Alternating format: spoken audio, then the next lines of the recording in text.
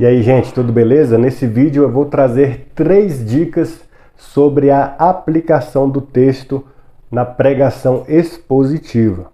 Então, assim, a pregação expositiva é a forma de pregar que eu mais gosto, é onde a gente lê uma passagem mais extensa da Escritura, uma quantidade maior de versículos, e a gente aplica aquela passagem em nossas vidas. Então, eu vou pontuar 3 formas de como fazer essa transição da explicação para a aplicação. Então, assim, eu já prego desde... acho que já tem uns 15 anos que eu prego já. E então, assim, já errei em alguns pontos, já aprendi alguns pontos e eu sempre gosto de estar melhorando a minha forma de pregar. Creio que cada pregador que preze pelo seu ministério vai sempre querer evoluir na pregação. Então eu vou compartilhar com vocês em alguns vídeos algumas dicas de pregação, tá bom? Então, assim, voltando para o assunto. Primeira forma de aplicar o texto em nossas vidas quando a gente fala de pregação expositiva. Primeira forma seria você ler a passagem. Então, no caso aqui, eu tenho Mateus capítulo 4, versículos de 1 a 11. Nessa primeira forma, o que é que eu faria? Eu leria os 11 versículos da perícope, ou seja, do texto em si, da passagem, que tem um sentido. Aí eu, depois de ler, explicaria a passagem para explicar o contexto e os pontos difíceis, os pontos que talvez gera dúvida no ouvinte. E aí, depois de ter feito toda a explicação, eu faria a aplicação. Aí na aplicação você aplica lá em primeiro lugar, em segundo lugar, terceiro lugar, quarto lugar, e você vai fazendo a aplicação. Dessa forma você separou a explicação que veio primeiro da aplicação que veio depois. A segunda forma é você explicar dependendo da sua aplicação. Como assim?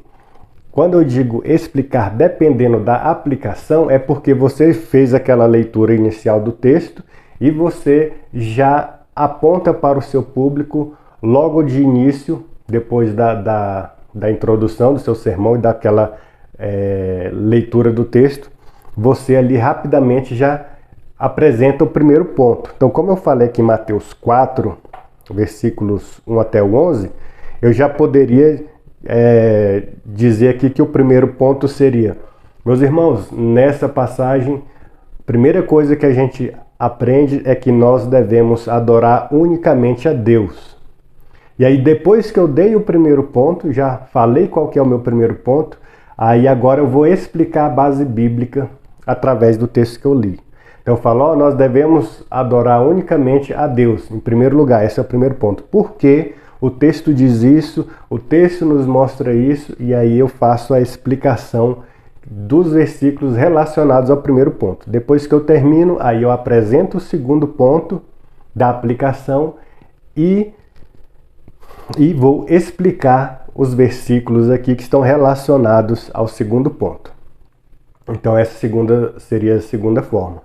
E na terceira forma, já seria ao contrário, seria que a aplicação depende do texto. Como assim? À medida que você lê o texto e você está explicando o texto, aí é que você vai, após a sua explicação, você vai fazer a aplicação. Por exemplo, eu leio aqui, vamos supor que eu já li e apliquei vários versículos do capítulo 4 de Mateus, como eu coloquei aqui de exemplo. Eu já li e apliquei aqui o primeiro até o 9º versículo. É quando chega no 10, aí eu leio esse versículo. Jesus lhe disse: retire-te, Satanás, pois está escrito: adore o Senhor, o seu Deus, e só a ele preste culto. Aí eu vou explicar: olha, aqui agora Satanás está tentando a Jesus Cristo, Jesus Cristo está se referindo aqui a uma passagem que está em tal lugar na Bíblia. Veja, eu estou explicando aqui o versículo. Aí depois que eu expliquei o versículo, aí é que eu vou falar: então agora que a gente entendeu esses versículos, uma aplicação que a gente pode fazer é que nós devemos orar a Deus unicamente, ou seja, eu inverti. Ao contrário do segundo ponto. O segundo ponto, eu digo para o público qual que é o meu ponto, a minha aplicação, e depois eu leio a Bíblia para reforçar o ponto.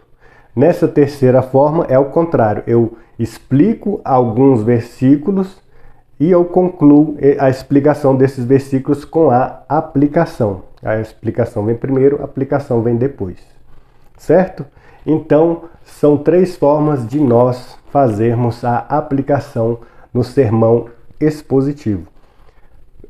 Postem aí nos comentários como que é a forma que vocês gostam de aplicar o texto durante as pregações de vocês, para a gente compartilhar, trocar uma ideia e talvez a gente criar mais vídeos nesse sentido. Postem suas dúvidas sobre pregação aí nos comentários e eu vou tentar responder aí nos próximos vídeos. Grande abraço e até mais.